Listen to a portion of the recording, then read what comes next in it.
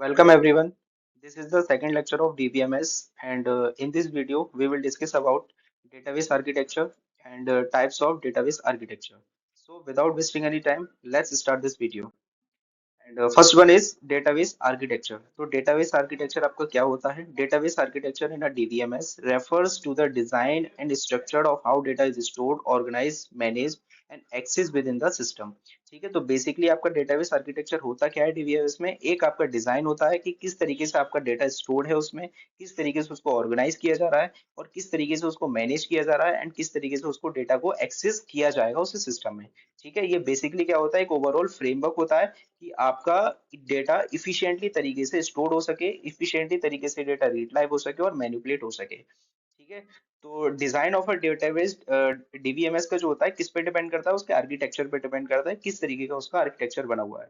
ठीक है, ये सेंट्रलाइज भी हो सकता है और हिरारिकल भी हो सकता है। सेंट्रलाइज मींस आपका डेटा सिंगल एक ही जगह पे स्टोर्ड है और डिफरेंट लोकेशन पे एक्सेस किया जा सकता है। एंड बेसिकली हिरारिकल क्या होता है? डिफरेंट लोकेशन पे स्टोर्ड है और एक और भी डिफरेंट लोकेशन पे उसको एक्सेस किया जा सकता है। ठीक है, तो डेटाबेस के जो आर्किटेक्चर है वो सिंगल टायर भी हो सकता है और मल्टीपल टायर भी हो सकता है।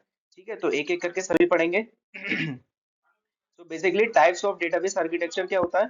तो डिफरेंट टाइप्स के डेटाबेस आर्किटेक्चर होता है। सबसे पहला है आपका वन टायर आर्किटेक्चर, दूसरा टू टायर आर्किटेक्चर और तीसरा थ्री टायर आर्किटेक्चर।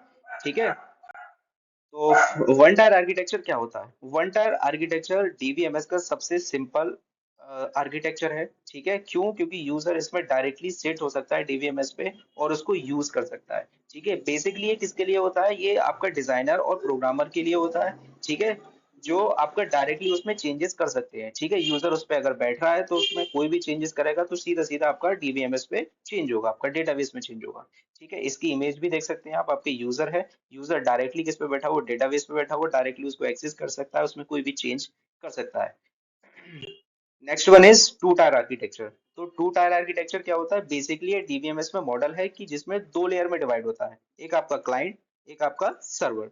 दो लेयर में डिवाइड होगा, आपके फिगर में भी देख सकते हैं। ठीक है, so this model is typically used for small scale applications or scenarios where simplicity and direct access are important.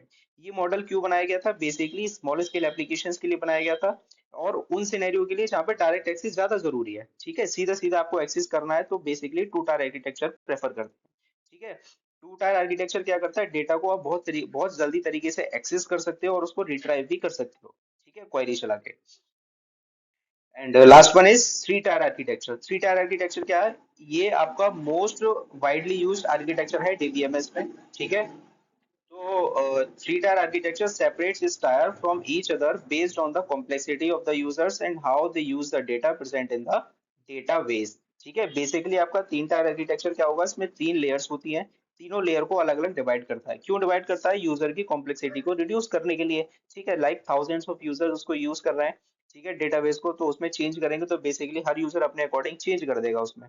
तो थ्री टायर आर्किटेक्चर बनाया गया है जिसमें कि डेटा एक जगह स्टोर है, वो किसी एक एप्लीकेशन लेयर के थ्रू एक्सेस करेंगे उसको और एंड यूजर को कोई आइडिया भी नहीं रहेगा कि आपका डेटा कहाँ पर स्टोर है, डेटाबेस कहाँ पर है। ठीक है, तो तीन लेयर कौन कौन सी होती हैं? सबसे पहली लेयर होती है आपकी डेटाबेस लेयर, दूसरी रहेगी आपकी एप्लीकेशन लेयर एंड थर्ड रहेगी आपकी यूजर प्रेजेंटेशन लेयर। ठीक है, तो आपकी डेटाबेस लेयर कौन सी होती है? डेटाबेस लेयर के बारे में पढ़ लेते हैं। डेटाबेस लेयर वो होती है जहाँ पर एक्चुअली में आपका डेटाबेस स्टोर्ड है। ठीक है, आप उस पर क्वेरी चला के वहां से डेटा को निकालेंगे डेटाबेस से, वही आपकी डेटाबेस लेयर है। ठीक है, आपके रिलेशंस रहेंगे उसमें, टेबल्स रहेंगी, सारी चीजें आपकी बनी हुई रहती हैं उसमें डेटाबेस में। ठीक है, next one is application layer. Application layer कौन सी होती है? अभी हमने एक्सप्लेन किया था कि यूजर जो डेटा को एक्सेस करेगा वो किसके थ्रू करेगा? आपका एप्लीकेशन लेयर के थ्रू एक्सेस करेगा। एक आपकी लेयर बनी हुई होती है कि यूजर उसके थ्रू आपका डेटाबेस एक्सेस करेगा और यूजर को कोई भी आइडिया नहीं रहता है कि आपका डेटा कहाँ पर स्टोर है। लाइक लास्ट वाली लाइन है आपकी, and users are unaware of any existence of the data beyond the application. उस एप्लीकेशन के पीछे उसको पता नहीं है कि डेटा कहाँ पर उसका स्टोर्ड है। ठीक है, तो नेक्स्ट है आपका इसमें यूजर प्रेजेंटेशन लेयर। तो यूजर प्रेजेंटेशन लेयर कौन सी होती है? यहाँ पे एक्चुअली में यूजर उस लेयर के थ्रू डेटा को यूज कर रहा है, एक्चुअली उस लेयर पे बैठा हुआ और डेटा को यूज कर रहा है, वही आपका यूजर प्रेजेंटेशन लेयर है। इस लेयर पे क्या होता है? मल्टीपल व्यूज आपके क्रिएट होते हैं। मल्टीपल व्यूज, हर किसी यूजर्स के लिए अलग अलग आपको व्यूज प्रोवाइड कराए जाएंगे। लाइक आपका एक एग्जांपल लेते हैं, एक टेबल है उसमें प्रोडक्शन है, डिपार्टमेंट है एंड मार्केटिंग डिपार्टमेंट है। तो अगर प्रोडक्शन के डिपार्टमेंट का बंदा अगर उसमें जाता है, अगर डेटा को एक्सेस करना चाहेगा, तो उसके लिए कौन सा व्यू ओपन होगा? सिंपल ही है, उसके लिए प्रोडक्शन वाला ओपन होगा। जैसे ही सिमिलर केस में आपका मार्केटिंग वाले के लिए, मार्केटिंग वाला अगर जाएगा तो मार्केटिंग वाले के लिए वो उसका व्यू ओपन होगा। ठीक है, तो आप देख सकते हैं इसमें यूजर जो है वो किसके थ्रू एक्सेस करेगा? एप्लीकेशन लेयर के थ्रू एक्सेस करेगा डेटाबेस को। उसको कोई भी आइडिया नहीं है, कोई चेंज अगर वो उसमें नहीं कर सकता कि डेटाबेस कहाँ पर स्टोर्ड है, एक सेंट्रलाइज पोजीशन पर है। ठीक है, सो बेसिकली हमने तीनों पढ़ लिए, one tier architecture, two tier architecture और थ्री टायर आर्किटेक्चर। ठीक है, तो आज के लिए बस इतना ही। अगर वीडियो पसंद आई हो तो लाइक सब्सक्राइब कर दीजिए एंड मिलते हैं अगले वीडियो में। जय हिंद, जय भारत।